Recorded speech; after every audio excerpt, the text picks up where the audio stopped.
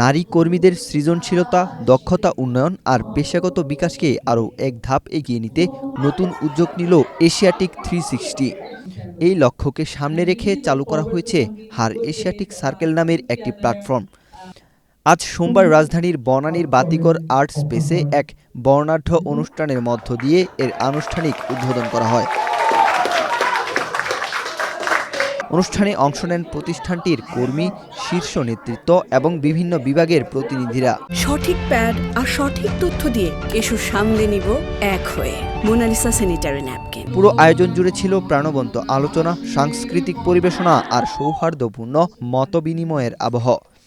Asiatic 360-র deputy managing director জানান, এটির মাধ্যমে নারীরা একটি নেটওয়ার্কে আসতে পারবে এবং একে অপরের ভরসার জায়গা হতে পারবে।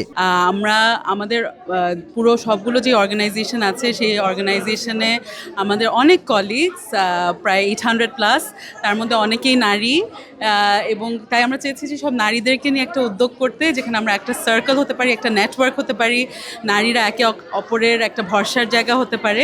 নারীদের জন্য এমন একটি প্ল্যাটফর্মের যাত্রা শুরুকে স্বাগত জানিয়েছেন এশিয়াটিক 360-র কর্মীরা।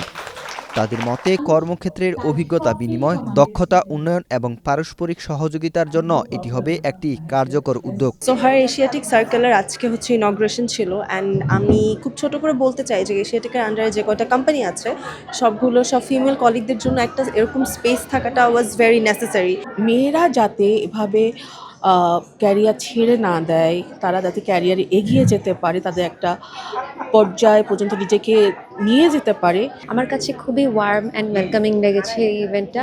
খুব ভালো লেগেছে যে আমাদের এশিয়াটিক 360-র অন্যান্য যে কনসার্নস আছে, আরও যে আমাদের ফিমেল কলিগস আছে যাদের সাথে আমি আগে কখনো পরিচয় হয়নি, আজকে কথাবার্তা হয়েছে, আড্ডা হয়েছে, একটা গেম হয়েছে।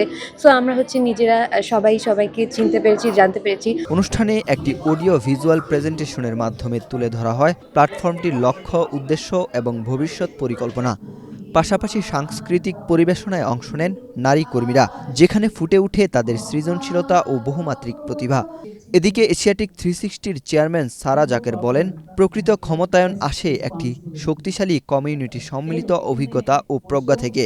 হার এশিয়াটিক সার্কেল সেই লক্ষ্য নিয়েই কাজ করবে। আইডিয়াটা শুরু হয়েছিল বা প্রথম এসেছিল একটা এশিয়াটিকের যত মেয়ে লিডারশিপ টিমে আছে তাদের মাথা থেকে, যে আমরা মেয়েদের একটা গ্রুপ আমরা করতে চাই, যাতে করে একটা মেয়েদের আলাদা গ্রুপ করলে তারা নানাভাবে একত্রিত হয়ে অনেক রকম যে সমস্যা তারা যে সমস্যার মুখোমুখি হয় সেই সমস্যার সমাধান করতে পারবে এবং একসাথে মজাও করতে পারবে, সেটাও একটা বড় ব্যাপার।